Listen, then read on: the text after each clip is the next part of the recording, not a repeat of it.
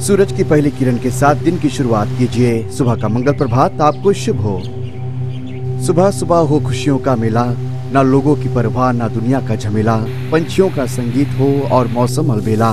मुबारक हो आपको ये खूबसूरत सवेरा। हर सोमवार से लेकर शुक्रवार तक सुबह 6 से लेकर 9 बजे तक शामिल रहें रेडियो FBC पर हम सफर में रविंद्र सिंह के साथ। Kayak bol-bol cuma tahu kebingungan itu mampu. Gua nggak usah nih lanangan itu mampu. Nimbula, ayo Mr. Ben. Lapa? Na magkikiro menol kinedero di mata ka moni chicken of rumbuka. Bula FM. Now we do it shilling.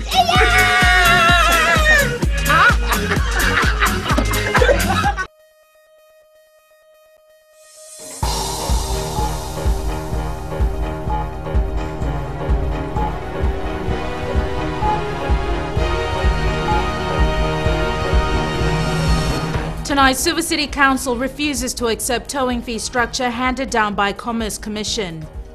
Authorities warn against overloading inter-island vessels. And Tuna stakeholders look for new opportunities.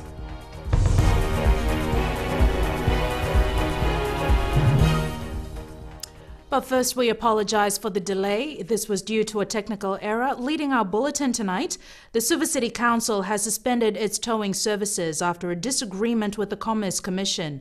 Chanel Sivan reports as the self-regulating guideline came into effect this month, the SEC did not meet legal requirements to tow vehicles in its municipal boundary.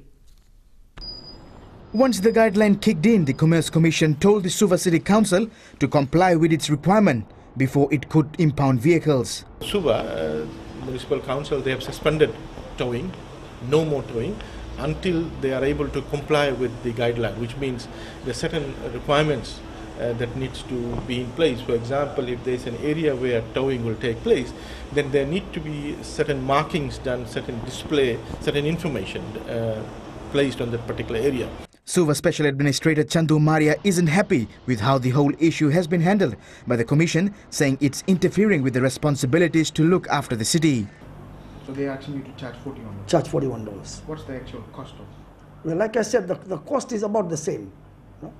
The cost is about the same. I mean, paying the contractor, the towing company, and paying our workers. Like our workers are all, they get annual leave, they get sick leave, they get bonuses. They are all insured, if I can say, of public liabilities. And this cost is not acceptable to the council. They have suspended it, and we welcome that particular decision. And there are other town municipal councils who are saying that they are not undertaking towing now, and when they would want to do it or get into that particular activity, then they will fully comply with the guideline. Umaria says they will resume towing services on Monday and will continue with the same fee structure until there is proper discussion with the Commerce Commission. The letter from the Commission wasn't about stopping towing, it was about the implementation of the new phase. So we, like I said, we thought it is not feasible for us, it's not worth it, let it be as it is. So we have stopped towing since 1st of December. The Suva City Council's taken the issue to the Attorney General's office, refusing to accept the $41 towing charge. Chanel Sivan, FBC News. A huge rush is expected at all major ports as families prepare to travel for the Christmas break. And the Transport Ministry has issued a word of caution to travellers boarding inter-island vessels in the thousands. Apisalome Duka reports. The annual holidays is a busy time for inter-island vessels, and while companies are out to cash in on peak traffic, the authorities are on the lookout for ships that are overcrowded. Permanent Secretary Transport Commander Francis King says a warning has already been sent to all inter-island shipping companies. So advise the ship owners to pay particular attention to the provisions in the coastal trading license to ensure that they abide by the numbers of passengers that they are allowed to carry as stipulated in the coastal trading license. Commander King says this is a busy time and travellers shouldn't be quick to trust a middleman or agent to make their bookings. There have been numerous complaints of dubious agents that have been going around to organize charter out to the islands. He adds people must arrange their transportation by themselves. If you have any issues regarding the chartering of some of our commercial vessels, go and see the shipping owners or come up to the Ministry of Works, Transport and Public Utilities to come and seek advice from the Director of Transport Planning. Just to all those vessel operators, owners and masters, very directly stating we expect their compliance to the legislation. The Marine Act states quite clearly they can only operate their vessels to the number of passengers and the cargo that they are surveyed to, and we expect their compliance to that. Any action beyond that compromises vessel, crew, cargo and passengers, and that's not acceptable. The MSF is advising the public at large not to board any vessel they sense is overloaded. Apisalome Doka, FBC News. Local stakeholders in the tuna industry are considering alternative fisheries. The 12 companies in the Fiji Tuna Boat Owners Association are seeking for what they call an emergency meeting with Prime Minister Vorengem Bainimarama. They want his assistance in what they describe as a worsening situation in the tuna industry. Mika Longa reports. These boats are streaming in. Tuna exporters are experiencing challenges as there is oversupply of tuna in the international market. Oversupply is not our problem. Ironically enough, is oversupply in some is only one aspect of it. The main aspect of it is there's a total lack of fish for the domestic fleet. This, the Fiji Tuna Boat Owners Association says, is caused by increasing overseas fleets which are state-subsidized and fishing the same tuna stocks which they rely on. The result of that is that there are no fish, pretty well no fish available to get into the Fiji zone, and the catch rates within the Fiji zone are probably much less than half of what are required to keep a boat at sea.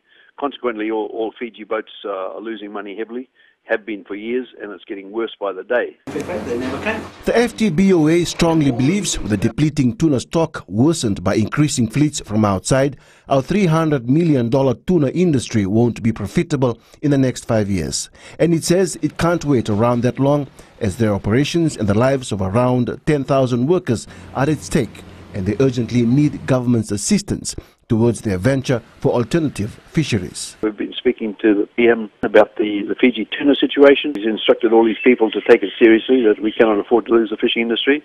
And so all of yesterday, the industry met with every government department and to see what we can do to save this industry. The Fiji Tuna Boat Owners Association has lost about $25 million in the last 5 years trying to keep the industry afloat. It is now hoping for development in alternative fisheries so that it does not depend on tuna alone. Mikalonga, FBC News. Meanwhile, Director Fisheries Suresh Chan told FBC News a subcommittee has been appointed to look into the issues of the tuna industry. Chan says the subcommittee is headed by the Minister for Fisheries and Forests, and the members are the Permanent Secretary in the Prime Minister's Office and National Planning and the Permanent Secretary for Finance. The National Fire Authority will review its current legislation with an eye on proper levies for its services. Chairman Commander Francis Keane says the review of the levy system will ensure the availability of appropriate funding for services they provide. Keane says NFA is committed to expanding its services beyond town and city boundaries. Eventually, that document will have to be presented to Cabinet for endorsement. The NFA also announced the appointment of Ngioni Laumodeitai as their new Chief Fire Officer. His main role is to oversee reform within the NFA. After the break, new machines expected to boost agriculture in Navuso.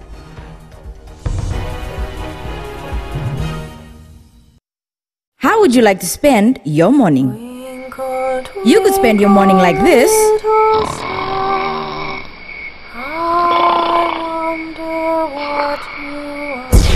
Or you could spend it like this.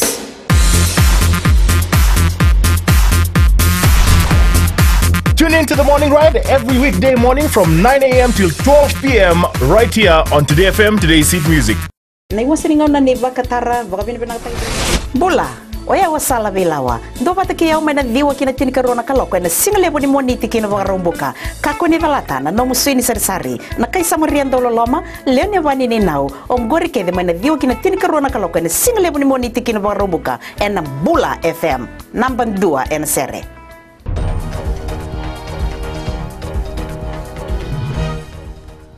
Welcome back. This is FBC News. The oldest organisation that caters for persons with disabilities, the Spinal Injury Association, is in the midst of its annual street appeal. Neelam Raj finds out why the organisation is fundraising. The main objective of the organisation is to provide services to people living with physical impairment. This involves distribution of mobility equipment and medical supplies.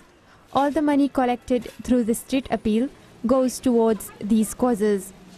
This is a member-driven activity, and one is to get them out. They get to raise money for the organization. This money actually goes back to addressing the very needs of our members, to support our members' needs. Wakaniasi says the appeal is being conducted by the association's members.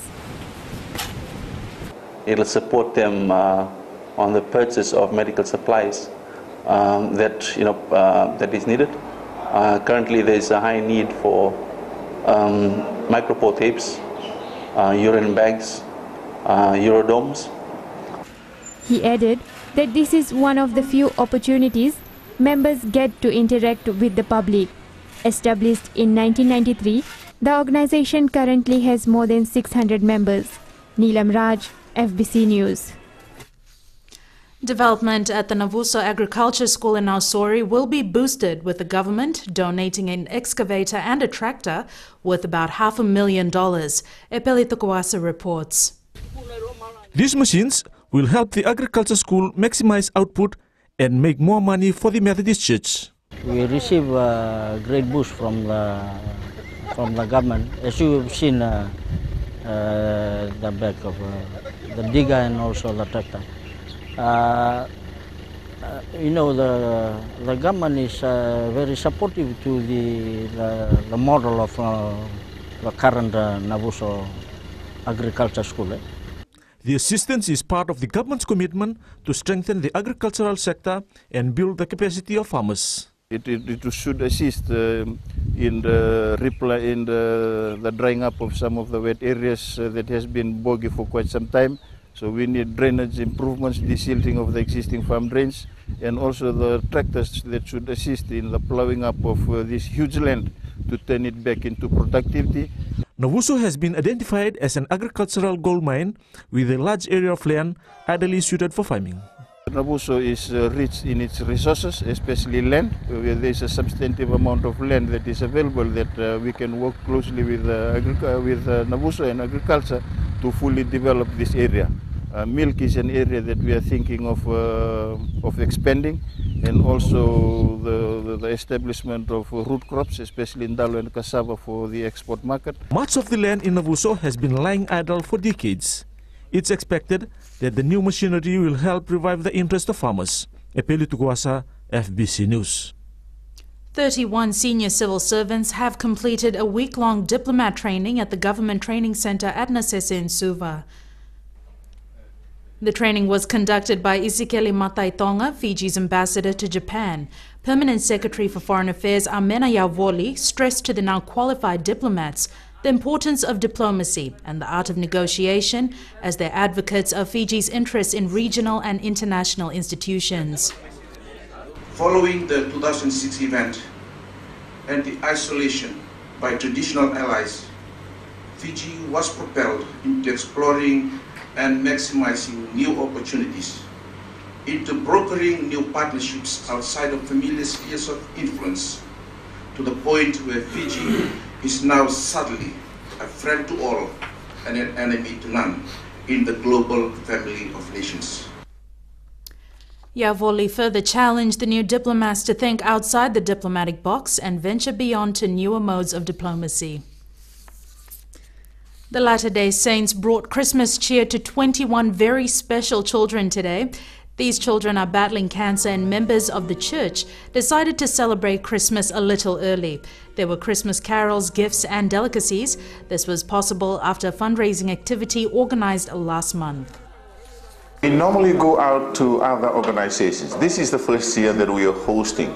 There was 5 who were not able to make it today. Some of them called because they were sick. And we've reached that time again. Here's Jamie now with sports. Thanks, Zaki. Coming up after the break, Coach Ben Ryan names his training squad for the next leg of the 7 Series, and Cricket Fiji prepare for Easter qualifiers. Stay with us for more.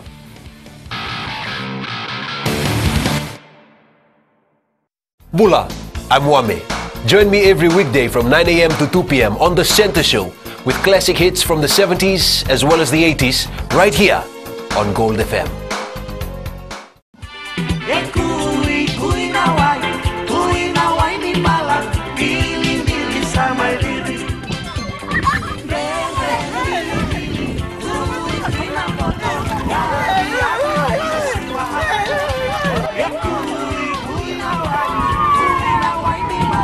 Nimbula, methango nimilote na isoro tembua. Nama kia umena rua kina ona na veka vi monite kina wakarambuka. Rongo mena via sama kina viva ko barota kini ndreko malolo. Ena Radio Fiji 1 na wongani pia niano. Ngai nama kia kina.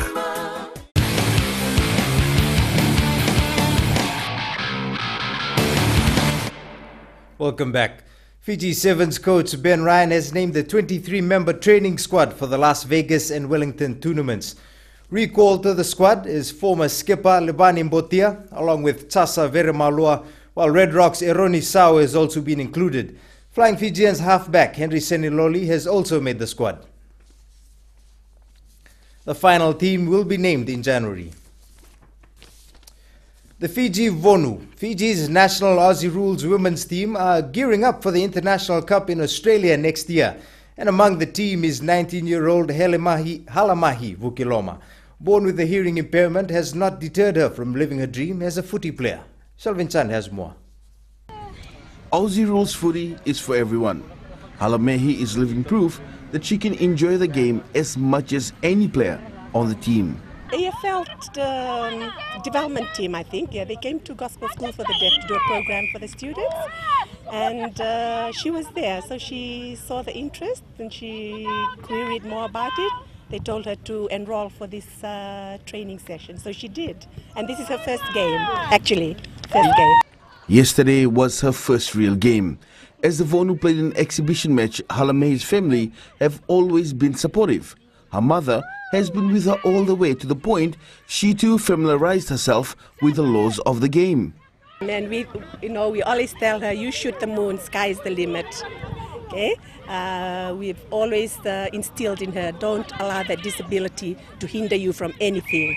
Right? Sky be a limit. The Vonu will compete against 5 other teams, and they have been preparing as well. 6 countries played, so we expect, and the Pacific have been overwhelmed with New Zealand, of course, and PNG and Fiji and Tonga. They all want to send their girls. They think they'll go okay. So yeah, so I'm looking forward to seeing the Fijians and the Tongan girls, and even I'm not sure if Vanuatu are, but certainly PNG and New Zealand. Also 4 women's side from the Pacific, and probably another 4 or 6 from Europe and America. So we'll hopefully dominate the women. Halamahi is a fine example of determination. The Vonu believe it will rub onto them, making them hungrier for win when they play the International Cup. Shalvin Chan, FBC Sports. 3 spots will be up for grabs in next week's cricket qualifiers for the 2014 Cricket Fiji Easter Tournament. And competition is expected to be stiff for place in the country's premier cricket tournament. Salen Daudakadako reports. Easter Cricket defending champions Suva Warriors are top seeds heading into next weekend's qualifiers. 3 teams will qualify to play in the Easter tournament. We have the West against the Central side. It'll be a one-day qualifier, and the top 3 will then go up to play in the Easter tournament in Easter. This year's losing finalists Ono Ilau and 2012 champions Mode lead the charge from the Lau teams. The Lauan teams will come in a few weeks earlier before the Easter weekend. They will play in the qualifiers, and there will be a qualifiers for them, and the top 3 team from the senior men's will play in the normal Easter tournament that we have every year. Teams will play 3 games each, with matches to be played according to Cricket Council's 50-over match regulations in Suva. Chalendo Dakadak, FBC Sports. And that's it from me for the week. I'll be back again on Monday. Until then, have a safe weekend.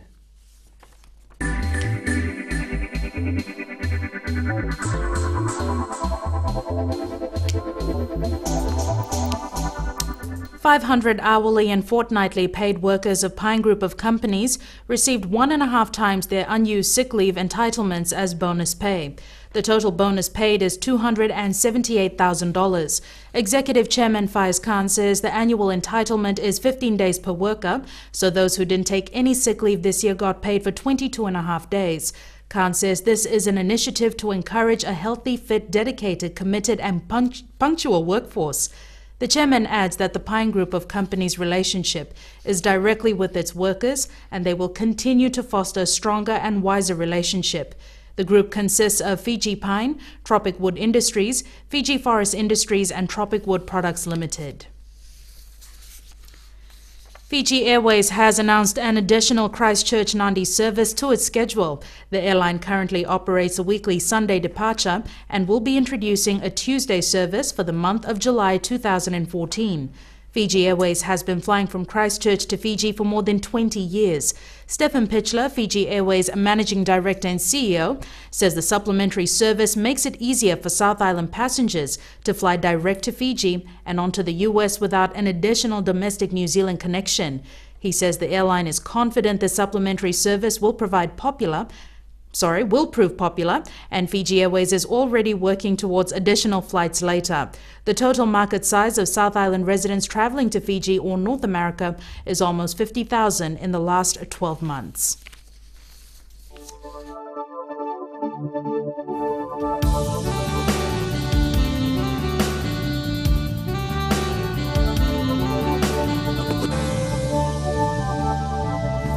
Weather time, and Jen, I'm sure you're looking forward to this weekend.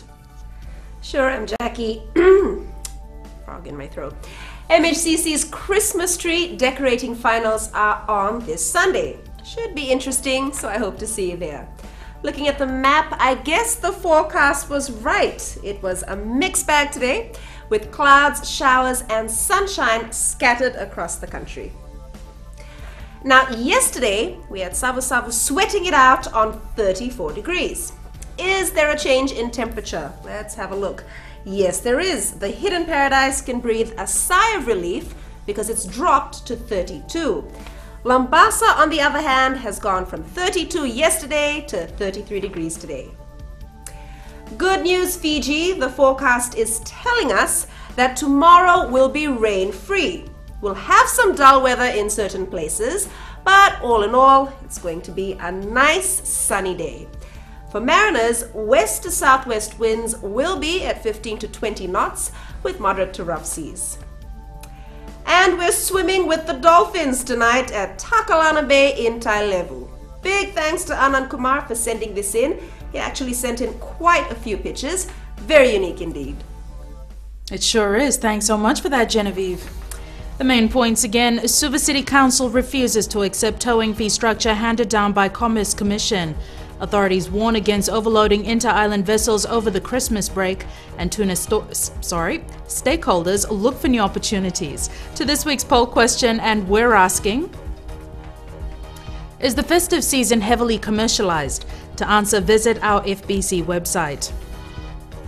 Remember, you can send us newsworthy pictures and videos on email citizenseyes@fbc.com.fj or share it with us via our Facebook page FBC News. And if you're on Twitter, follow and tweet us your stories at FBC News or simply hashtag FBC News.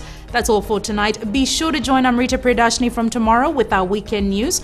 I'll be back again on Monday. Until then, you have yourselves a safe and enjoyable weekend. Ni Modemanda.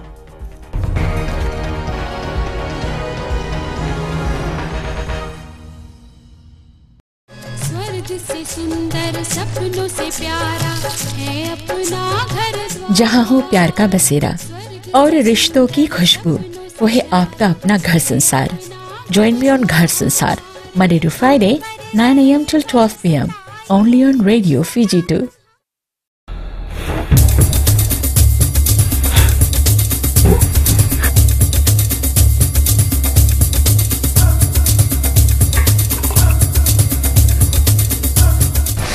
Now That's just another groove to kickstart your morning. That's right. Good morning, Fiji. It's Gold FM bringing you the classic hits to fine-tune your morning. And Fila still trying to fine-tune her voice. And as always, Pedali still trying to wake up. Now this is where you'll find us every morning from Monday to Friday. On Daybreak with Pedali and Fina from 6 to 9. Join us.